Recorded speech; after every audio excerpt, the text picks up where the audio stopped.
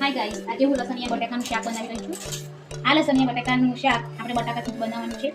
જે મેં બટાકા લીધા છે અને પહેલેથી જ કટ કરેલા રાખ્યા છે. અને આ બટાકાને આપણે બાફવાના છે. એને આપણે કુકરમાં બાફવા મૂકી દઈશું. આ બટાકા આખા પણ લઈ શકાય છે અને અડધા કટ કરીને પણ લઈ શકાય છે. આ એક પાનું પાણી લઈશું, તેને બાફવા મૂકીશું.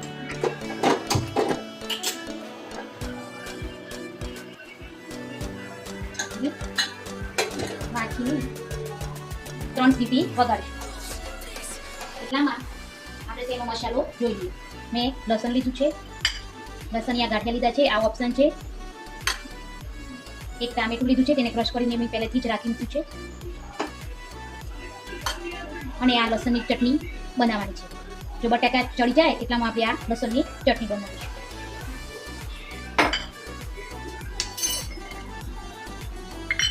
લસણની ચટણી થોડી લસણને આપણે અધકચા કરી દઈશું. પછી તેમાં લાલ મરચું નાખીશું અને છે તેને વાટતા ઝીણું કરી દઈશું.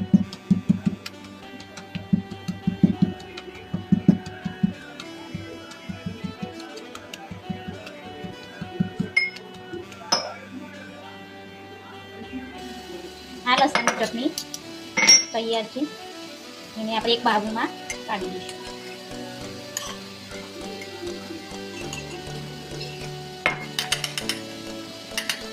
ત્યારબાદ આપણે આ લસણને થોડા ઝીણા ક્રશ કરી દઈશું.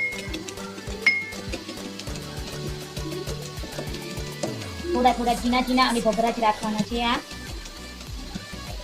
આ ગાંઠિયા નાખવાથી ટેસ્ટ સારું આવે છે. અને ના નાખવું હોય તો પણ આ લસણની ચટણી એકલી નાખી શકો. થોડા ભભરા વાટી દઈશું, જેથી કરીને શાક સરસ ગ્રેવી જેવું થઈ જાય, સરસ બને અને ટેસ્ટી લાગે છે. લસણિયા બટાકાનું શાક તો બધાને ભાવે છે અને બધાને અલગ રીત હોય છે. અને આ રીતે આપણે રાખવાનું છે. અને આ ચટણી ચાલો આપણે હવે કુકર તપાસી આપણા બટાકાને સરસ રીતે ચડી ગયા છે. બહુ ચડવા દેવાના નથી, પતલા જેવા જ રાખવાના છે, જેથી કરીને આ રીતે ધીરે આપણે બધા બટાકા કાઢી દઈશું. આ બટાકાની છાલ કાઢીને ફટાફટ બટાકાને રેડી કરીશું. ચાલો, આપણા બટાકા તૈયાર છે. હવે આને નાના પીસ પાડી દઈશું. આ રીતે કરવાના છે. આ રીતે કટિંગ કરીશું. શાક સરસ આવે કરી દઈશું. આ રીતે બટાકા. હવે આપણે આ તવો મૂકીશું અને તેમાં તેલ રેડીશું. આપણે જેટલું જોઈતું હોય આમાં 4 વડા મેં નાખી છે.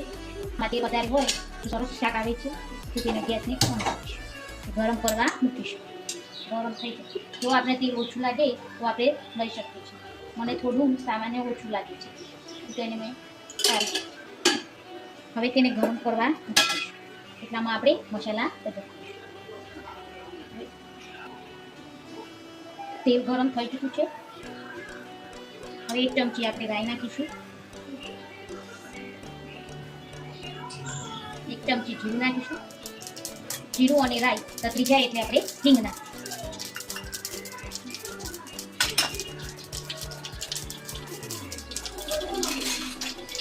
સરસ તતરી જાય એટલે આપણે તેમાં થોડી હિંગ નાખીશું.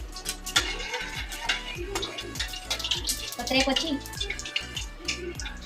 એમાં આપણે થોડું જે લસણની ચટણી બનાવી હતી એ પણ રાખી છે. અને ટામેટાની પૂરી હતી તે નાખી.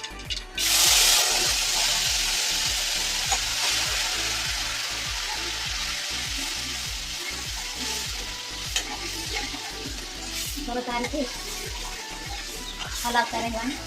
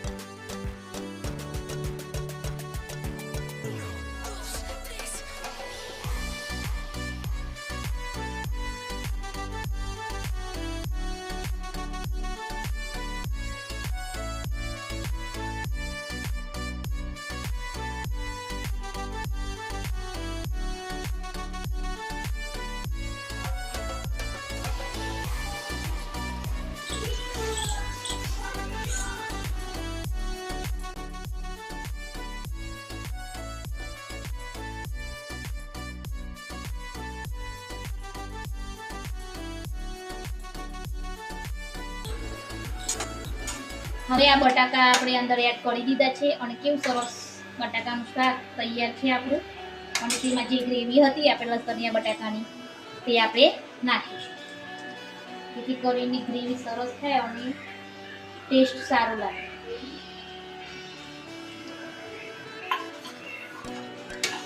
હવે હલાવી દઈશું થોડી વાર. રસો તમારી મુજબ છે, જેટલું પાણી તમારે જેટલું રસો જોઈતો હોય એટલું રસો કરી શકો છો. હું મારે માપનો રસો રાખવો છે એટલે હું આટલો જ રસો મારું શાક રાખું છું.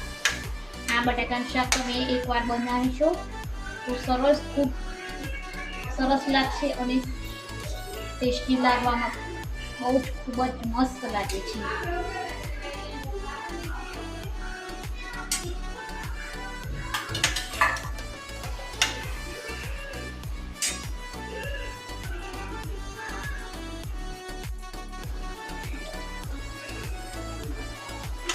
લસણિયા બટાકાનું શાક સરસ થયું છે.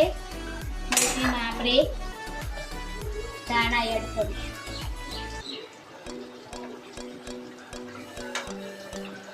સરસ રસવાળું શાક બનીને રેડી તૈયાર છે.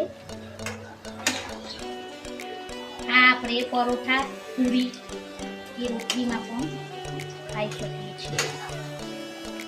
તમે એકવાર બનાવશો તો વારંવાર બનાવશો. આ છે લસણિયા બટાકાનું શાક.